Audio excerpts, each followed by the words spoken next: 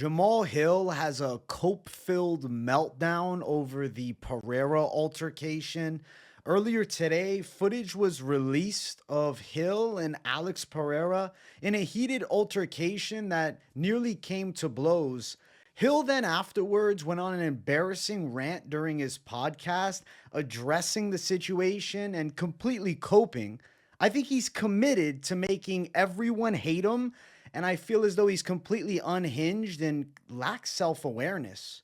None of this makes him look tough if that was his goal. I think it just makes him look stupid and insecure. So, Jamahal Hill has really had a fall from grace. I mean, if you think of his aura in the UFC run, probably, pre 2023, it was like promising knockout artist, light heavyweight with some swag. Now, if you ask majority of fans, I think they say he's an embarrassing whiner who was violently chinned by Alex Pereira. We have to look at the patented aura chart for Jamahal Hill to really experience his fall from grace in full effect. Now, coming into the UFC, I put his aura at 1. You could have put it at 2. He was a Contender Series winner. He got a finish on the show, but he had a huge jump in his aura when he whooped Ovin St. Preux, knocking him out, looking super slick in the fight, showcasing that southpaw boxing. And at that time, OSP had been coming off of a violent win over Alonzo Menafield, and he wasn't completely washed like the Ovin St. Preux that we know today. That win actually kind of meant something back in 2020. After that, he ended up losing badly to Paul Craig. He got his arm dislocated. Looked like it was fully broken, but they said there was no break afterward, but I'm still putting it as arm break. I actually think that his aura kind of jumped. Even though he got his arm all messed up, he didn't tap out. He was still trying to fight. And I was like, damn, Jamahal Hill's a badass. His aura was at a 6.5 at that time. And it was like, you know what? Regardless of the weird outcome with Paul Craig, he just kind of does that to people. Jamal's got a chance to do something in his career. He was able to rally back with a destructive win over Jimmy Crute in 40 seconds. And then he knocked out Johnny Walker. And this was a Johnny Walker that I think still had some relative respect around his name. And we weren't thinking of him as super chinny. Corey Anderson had knocked him out a couple years before, but he hadn't been chinned in any fights leading up to it. He lost a decision to Thiago Santos, who at the time was well respected and gave John Jones a hard fight not too long before that point. So for Jamahal Hill to make easy work in the first round against Johnny Walker was really impressive. And it was like Jamahal Hill is a badass striker with big power, and he might have a legit chance to become champ. And he did it. He beat Glover Teixeira. And he whooped Glover Teixeira, to be honest with you. It was an easy win. He won every single round and just dismantled him in striking and looked like a really promising champ. The win over Glover was impressive, regardless of the weird circumstance leading up to that fight happening with Ankalaev and Jan Blachowicz being a draw, and then obviously Yuri Prochazka vacating the belt because of a serious injury. He beat Glover in a much more impressive and convincing fashion than Prochazka did at the time. And you had to respect Jamahal Hill. Now, after the fact, he ends up having an injury too, and he was then booked to fight against Alex Pereira, who became the vacant champion, or rather became the champion with the vacant belt on the line against Prochazka. So he takes on Pereira as the former sitting champ who hadn't lost. He'd been out a little bit over a year because of an injury, an Achilles tear, which I thought would be hard to come back from. And damn, was it hard to come back from. He got absolutely dusted by Alex Pereira. But at this time, Jamahal Hill was respected still. I thought that the Pereira title loss dropped his aura down to a 7, but leading up to that fight, it was he could catch Pereira. His boxing slick. There was people picking Jamahal Hill leading into that fight with some confidence. They thought he'd have a chance. A lot of people online are like, oh, Pereira's nervous for this fight. It's a different feel in this one with Jamahal Hill. Can you imagine people saying that now? The fall from grace for Jamahal Hill with the cope and excuses and just the consistent embarrassment that he's brought upon himself has absolutely killed his aura. He has lost his fan base. he's not respected by many in the UFC any longer. His cope has brought him down to an aura of 2. I feel like he has the same amount of aura, if not less aura, than the damn early run, like pre-OSP fight. Pre-OSP fight. It's never been this low.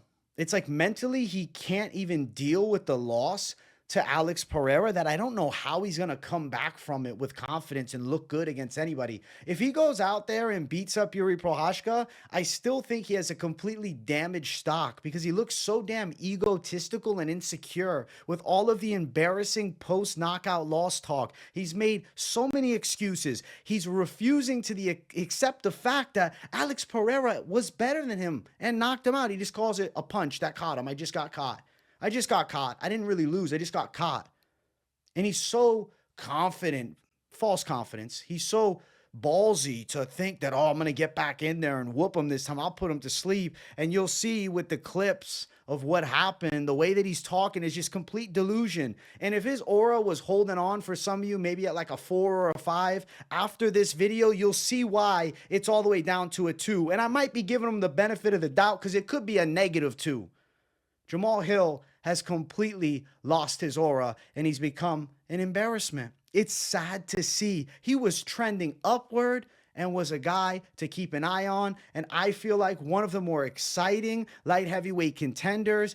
And honestly, somebody that was building a bit of a fan base. Like I remember his YouTube channel getting some hype for a while versus today. Wow, how the tables have turned.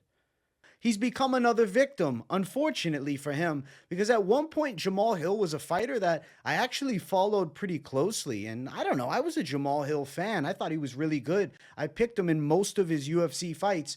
But seeing where he's at today as opposed to a couple of years ago and how he is up top, I'm shocked that he even has fans left over. I think his fan base is probably down 80%. And I think this altercation, and honestly, what's worse is the post-altercation rant that he went on, adds to the hate, adds to the negativity, and loses him more fans if there's any left. I do want to look at the clip of the altercation, and then we're going to get into the interview, or I guess podcast interview, that Jamahal Hill did discussing what happened on his own show with Alex Pereira. It featured a lot of excuses. Prepare yourself for the cope. It's coming in very heavy and reminiscent, maybe even exceeding the great king of cope himself, Michael Chandler. So let's first look at the clip of the altercation as it took place, and then we'll see how Jamahal Hill's story lines up with that as well. Let's start it. So what he said there was, we're not on Twitter now, just to give you guys like a live translation if you didn't hear it.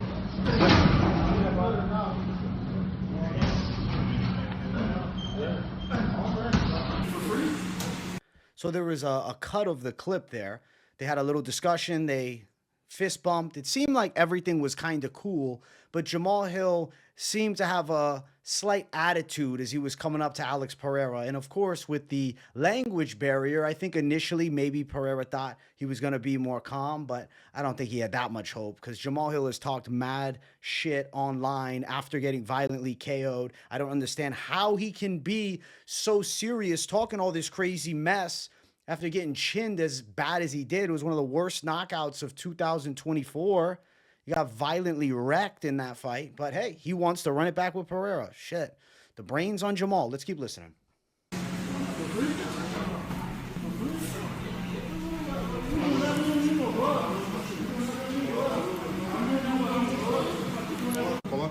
So what Jamahal Hill was saying there is we don't need no gloves, as Pereira threw gloves at him.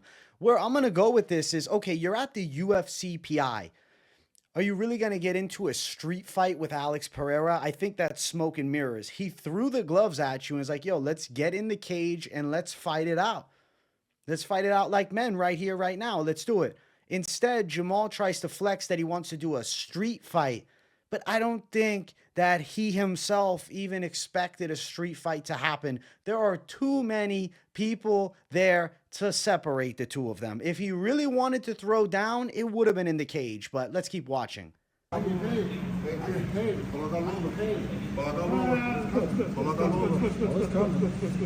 So he was saying there, I get paid, I get paid. So he's saying, I don't want to fight you with gloves if I'm not getting paid. Let's just street fight, which they're not going to get into a street fight.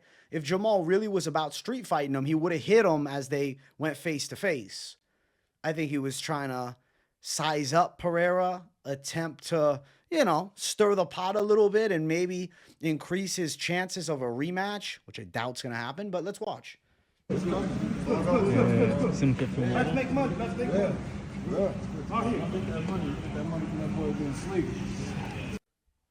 Make that money for the boy getting sleep. Jamahal Hill's self-awareness is zero. He got knocked out in the first round. Cope all you want, but the dude literally flatlined you. And if he touches your chin, you're going to go out again. I don't understand why some of these fighters refuse to give any flowers to an opponent who beat them, because I honestly think as a fighter, the best way to grow is look at your loss, find what you did wrong, and move forth. Don't say, oh, it was just a lucky shot. Maybe you were out of position. Maybe you weren't good enough for Alex Pereira, and that's why he hit you with the perfect punch. Don't make excuses, oh, when the referee intervened. We've seen a ton of Jamahal Hill cope since the loss. And him here trying to flex like, oh, we're going to street fight. I'll lay you out. Yeah, you're going to go to sleep. The only dude that has slept since these two actually fought was Hill. He was knocked out. We've seen him chinned. So evidence says Pereira can knock you out. And odds are he'd probably do it again. We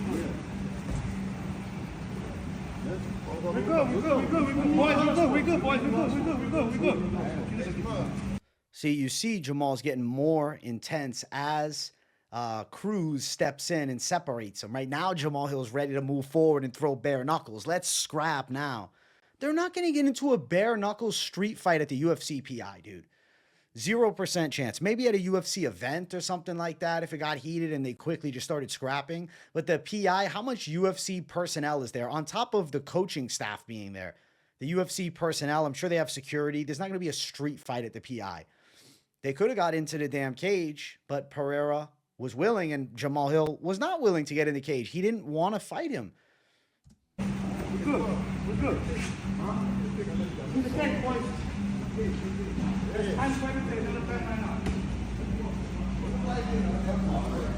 And then good on Cruz to separate him because it doesn't need to go down at the PI. Even though I don't think it was gonna, I really feel like Pereira would have hit him. He was willing to fight him. He wanted to throw down with gloves. Let's just get in the cage and fight because we're both pro fighters. We got a problem. We can just spar it out here. Jamahal wanted to turn it into some hood street fight. That doesn't make sense to me at all. You could have solved it and you could have ran it, but I don't think he wanted to risk it in a proper fight. I think he wanted a chance maybe to hit him and then they break it up. He didn't want to risk actually having to go to war with Alex Pereira at the PI, and that's why he was hoping a quick little scuffle. I punch him one time, then they break it up, so I don't got to be pushed to the breaking point.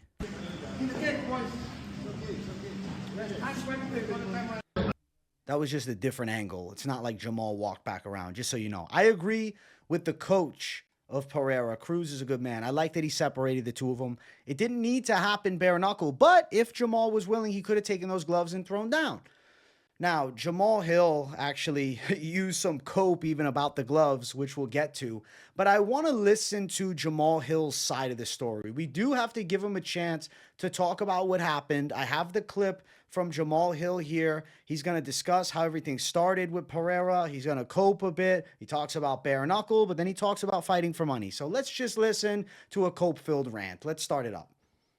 Initially, when I went up to him, it was smooth. It was like, don't run the heavyweight. I'm gonna go ahead and handle business, and then we need to run this back. Like, okay, so you're going there kind of begging him to rematch you. Like, hey, please give me the rematch. I really want to fight you again because you seriously embarrassed me.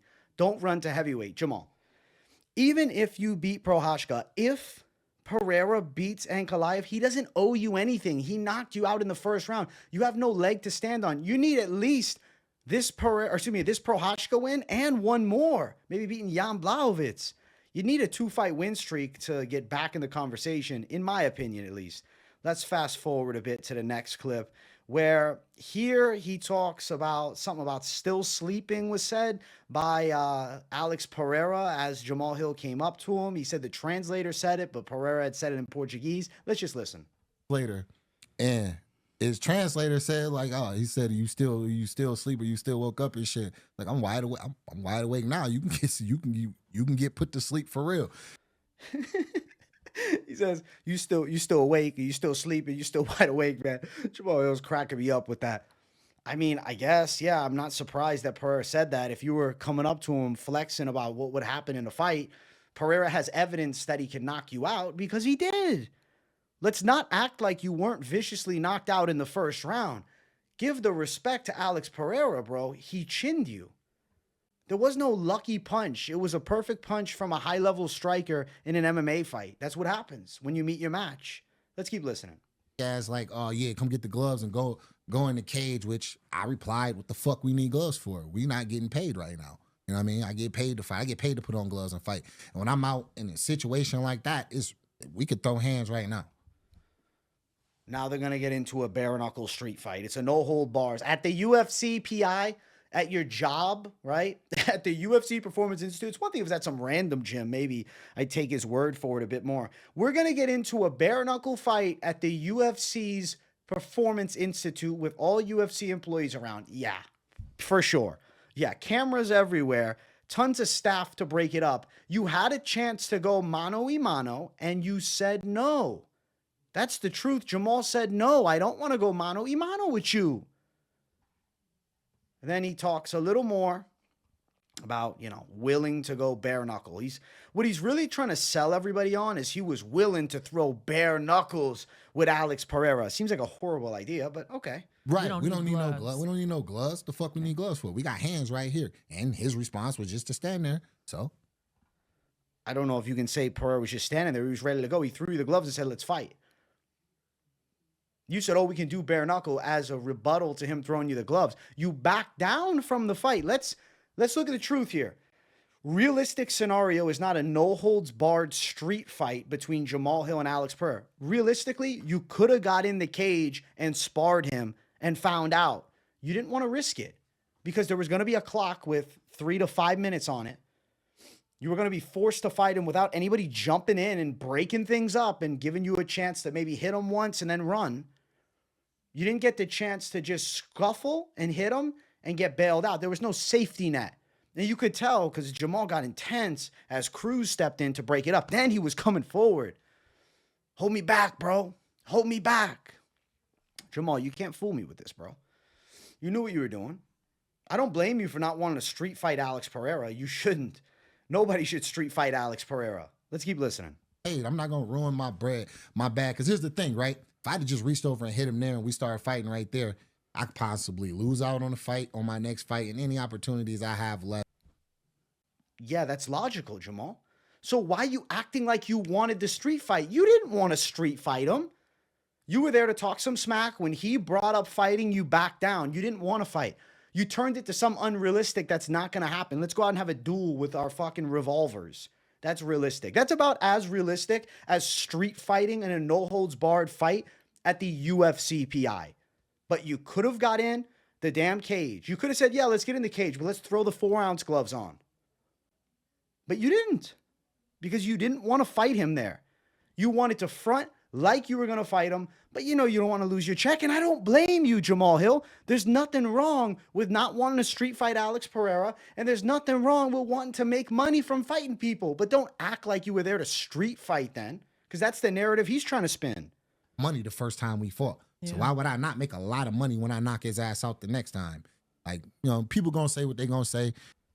We're going to say what we're going to say. We're going to say the reality of it.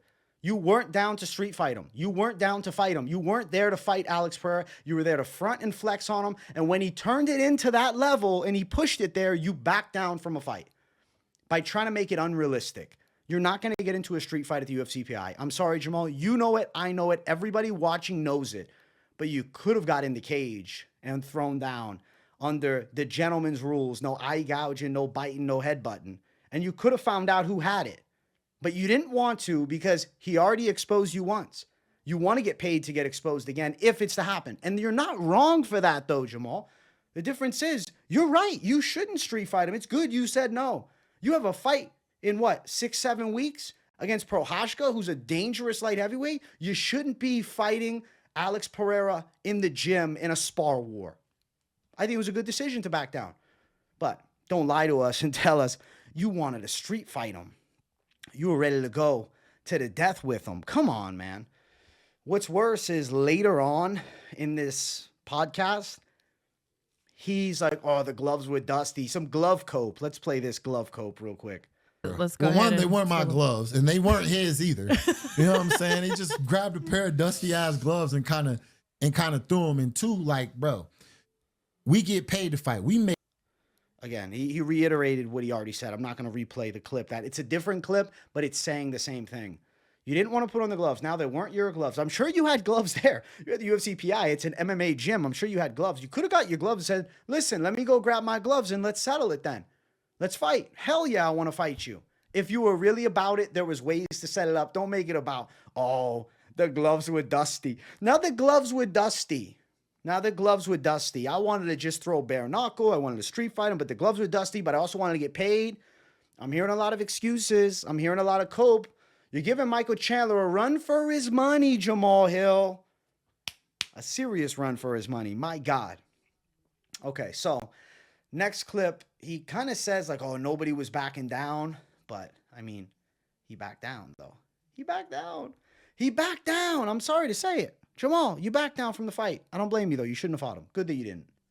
In the video, we don't need gloves. We can throw them right here. And I stood right there in range, right with him to see what's up and see what it is. You know what I mean? Nobody backing down, nothing. So it is what it is. That means we got to fight, and we gonna, I mean, Yeah. I don't know exactly what you're saying at the end, but I think you're alluding to that, yeah, you're not going to street fight each other.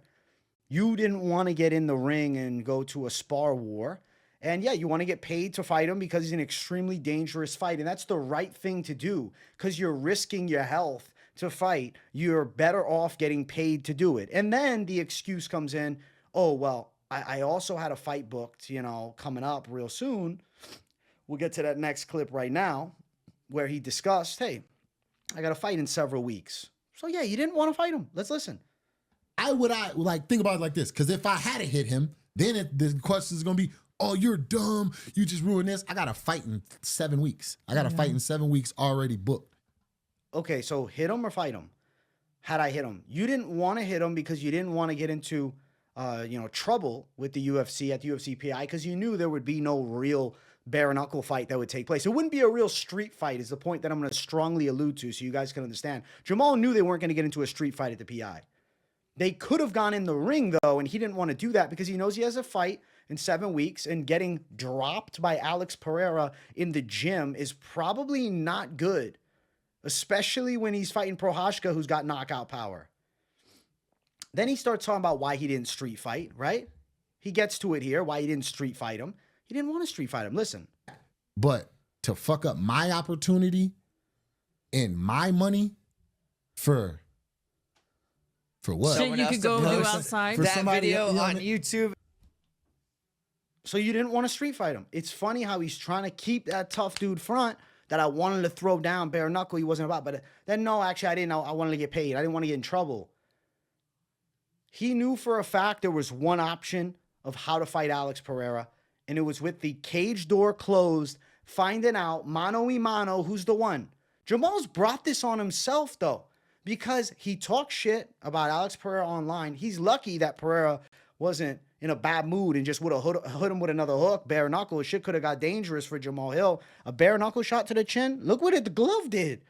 Look what the glove did. Imagine a bare knuckle punch from Alex Pereira. It might break your jaw. You might never fight again. I'm glad that didn't happen. Now, if you look at a recent Jamahal Hill cope-fueled rant that he did on his channel, this is just a video of him chilling. Respect to the setup. The audio is pretty good. Let's listen in to him talking about Pereira a little. Because my last performance, I showed nothing. Yes, true. You didn't show anything. But wait, you're using that to sell a point towards Prochazka. That's what he's doing. He didn't show anything in his last fight, getting knocked out in one punch by Pereira, but Prochazka got absolutely dominated, right? and he got exposed. So Jamahal Hill was talking bad about Prohashka here, and I think it just, kind of adds to what we see as far as this Jamahal Hill cope. This is not something new. This is something that's been going on for a while. Saying my loss by knockout wasn't as bad as yours, Prohashka. Your last performance, you got dominated. You both got knocked out. What do you mean dominated? He got exposed is what he's going to say next. You got exposed. You got dominated. You both lost the fight by knockout. You lost quicker, though. Is it worse to get one punch KO'd or lose later? I think both are pretty bad. It's L's on all fronts, Jamal. So what are we really talking about here? Jamal takes things far one way, then the other way, and he maneuvers it all around to try and sell you his side. But when you break down his argument, it doesn't make any sense what he's saying. And you can tell he gets frustrated at times. You can tell he gets irritated as he's discussing these things. He feels a little flabbered. Like here, as he's ranting about Yuri Prohashka, he has a little meltdown. You can see it right here. You know what I mean? I don't. I don't know what you mean, Jamal. I don't know what you mean at all, bro.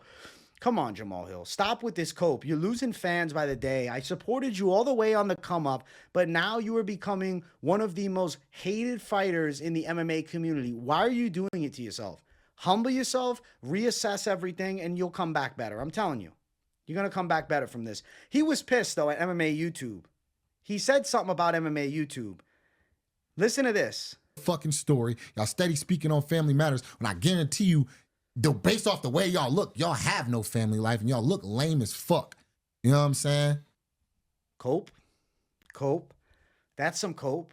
He's petty about MMA YouTube firing on all cylinders against him and MMA Twitter, but he's doing it to himself, though. He's doing it to himself. It's not like Jamahal Hill was this, guy who was always loyal and sincere, and you had humility like, Chandler wants to preach but doesn't actually have. That was his vibe, right? And then we're trying to shaft him for no reason. MMA YouTube, MMA Twitter, the MMA space, they go after these guys when they show themselves as phonies and frauds and absolute, cope-filled rants and things like that, like this video, that have to be discussed because it's part of the game. This is part of the mental side of the game. Jamahal Hill's been exposed and he's losing fans by the day. The worse down the rabbit hole of cope that he gets. I think he really needs to talk to a sports psychiatrist and chill out. They'd say, can you relax? Do you want to become a champ or you just want to argue with people online? You've seen it. If you've been on Twitter, there's a clip that went viral. Jamal's arguing with somebody in his comments. This dude was supporting him leading up to the Pereira fight, and Jamal, of course, doesn't read it and just fires back. He's all defensive. He's got to take a second to breathe. I don't understand why Jamahal Hill is so defensive. I don't understand why he's so toxic. I don't understand why he wants us all to hate him. He's got a fun style. He's a dangerous southpaw. There's one thing selling fights. There's another thing just sitting online behind your computer, being a pro fighter and making a YouTube channel filled with cope. Be like Money Moicano, okay? Be a badass based fighter who puts it all on the line. Not some excuse cope-filled ranter. That's not what people want to see. You're going to get ripped apart online making excuses like that, crying about your haters. That's not what this game's about. The internet space of MMA, because it's another factor of the game that's new to this modern era. And Jamal, he's on the internet with his channel with 39,000 subscribers. Yeah, you're going to eat some flack by posting videos and doing podcasts, making loads of excuses. It's not what he should be doing. That's how it is, though. That is the Jamahal Hill rant of the day from me. The cope-filled meltdown in full effect. I need to know in the comments, is Jamahal Hill the new pound-for-pound cope king, or is it still Michael Chandler? Let me know your cope pound-for-pound rankings in the comments below. The cope-filled meltdown was fun for a video reaction, but I genuinely feel bad for Jamahal Hill because day to day, he must be dealing with so much frustration, getting so obsessed with all of his negative comments. Like, take a second, come back positive, change your, maybe we got to get him to do some ayahuasca or something. Send him down to the Amazon jungle. Let's chill him out. Send him to Pereira's people, okay? Send him to some nomads, some tribal folk, okay? And we'll have him clear himself, come back with the warrior spirit. Maybe take a little bit out of a Yuri Prohashka page with that, stoicism and the humility. I think that would go a long way for Jamal. Unfortunately, I doubt it. Expect more cope videos about Jamahal Hill. This is episode 1 of the series, and I promise you there will be more. Thanks for watching, guys. I'll see you on the next one. Much love. Peace out.